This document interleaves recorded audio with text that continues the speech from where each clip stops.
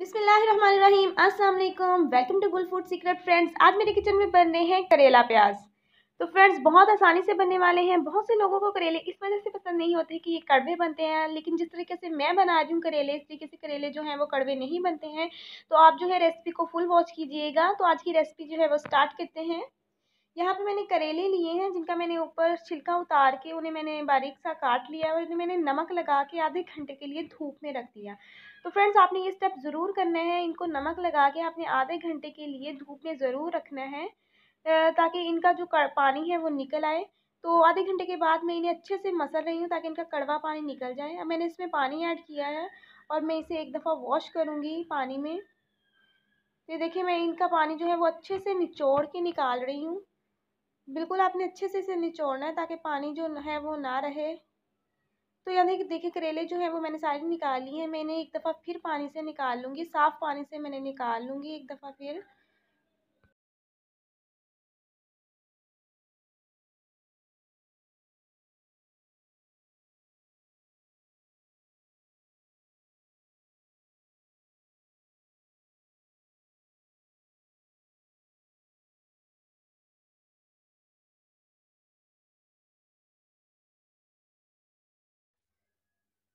Friends, आपने इन्हें अच्छे से निचोड़ के निकालना है ताकि कोई पानी इनके अंदर ना रहे। तो मैंने यहाँ पे सारे निकाल लिए और ऑयल मैंने कढ़ाई में डाल के रख दिया है और मैं इन्हें फ्राई कर लूँगी अच्छे से।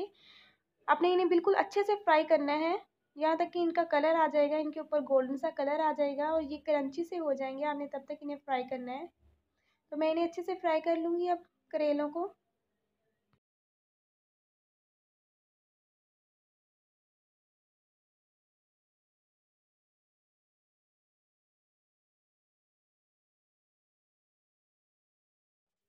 तो यहाँ पे देखिए, करेले का जो कलर है वो चेंज होना स्टार्ट हो गया है, लेकिन अभी ये फ्राई नहीं हुए हैं।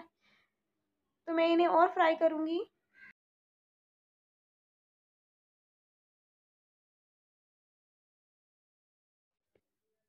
तो ये देखिए, यहाँ पे करेलों का जो है वो बिल्कुल देखिए अच्छा सा गोल्डन सा कलर आ चुका है और ये क्रंची से भी हो चुके हैं। बहुत ज़्यादा भी नहीं आपने इन्हें फ्राई करना है, वरना ये जल जाएंगे।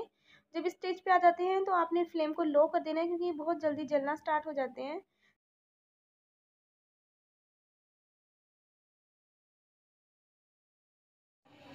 तो फ्रेंड्स, यहाँ पे मैंने जो है वो सारे करेले जो है वो मैंने फ्राई कर लिए हैं अच्छे से। और अब मैं इनका सालन तैयार करूँगी। 1 कप मैंने ऑयल यहाँ पे लिया है कढ़ाई में और उसमें मैंने ऐड कर दिए हैं काफ़ी सारे प्याज। प्याज आप अपनी मर्ज़ी से ऐड कर सकते हैं, जितनी आपको ज़रूरत है, यानी कि जितने आप चाहते हैं कि करेलों में प्याज हों, आप उतने ऐड कर लें। और मैं प्याज़ों को अच्छे से फ्राई करूँगी जब तक कि ये सौते नहीं हो जाते हैं।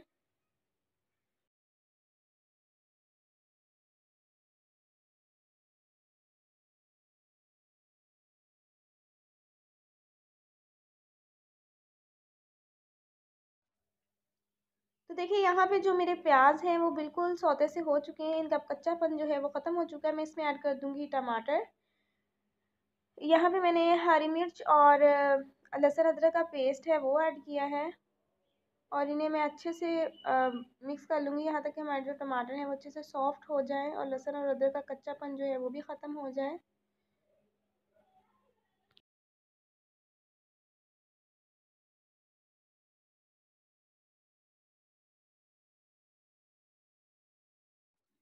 तो फ्रेंड्स, यहाँ पे जो टमाटर और लहसुन अदरक जो थे वो अच्छे से पक चुके हैं। मैं इसमें ऐड कर दूँगी पाउडर मसाले। यहाँ पे मैंने रेड चिली पाउडर ऐड किया है, सफ़ेद ज़ीरा ऐड किया है। नमक मैं कम ही ऐड करूँगी, आप अपने टेस्ट के मुताबिक ऐड कर सकते हैं, क्योंकि मैंने पहले करेलों को भी नमक लगाया हुआ है। तो यहाँ पे मैंने हल्दी पाउडर ऐड किया है और मैं इन मसालों को अच्छे से मिक्स कर लूँगी प्याज़ों के अंदर और इन्हें मैं 2 मिनट के लिए अच्छे से भून लूँगी मसाले को, ताकि मसाला हमारा अच्छे से तैयार हो जाए।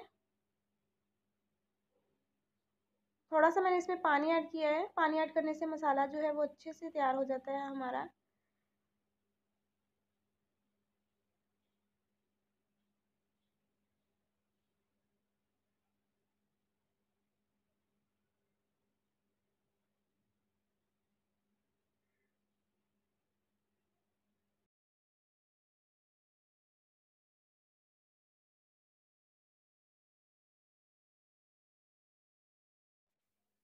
तो फ्रेंड्स मसाले की जो है वो मैंने अच्छे से 2 मिनट तक भुनाई कर ली है। अब मैं इसमें ऐड कर दूंगी करेले जो मैंने अभी फ्राई किए थे। और करेले ऐड करने के बाद मैं इन्हें मिक्स कर लूँगी अच्छे से, करेलों और प्याज़ों को। और इन्हें मैं मीडियम फ्लेम पर पकाऊंगी। 3 से 4 मिनट के लिए मैं इसे मीडियम फ्लेम पर पकाऊंगी।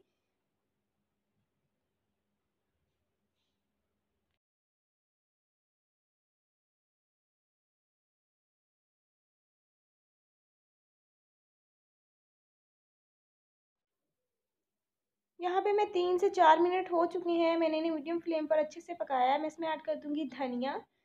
धनिया ऐड करने के बाद मैं धनिया को अच्छे से मिक्स करूंगी। और हमारे जो करेले और प्याज हैं वो बहुत ही मज़ेदार से हैं, जो रेडी हो चुके हैं। करेले जो हैं वो बिल्कुल कड़वे नहीं बने हैं। आप लोग ज़रूर ज़रूर ज़रूर इस रेसिपी को ट्राई कीजिएगा जिस तरीके से मैंने आपको बताया है।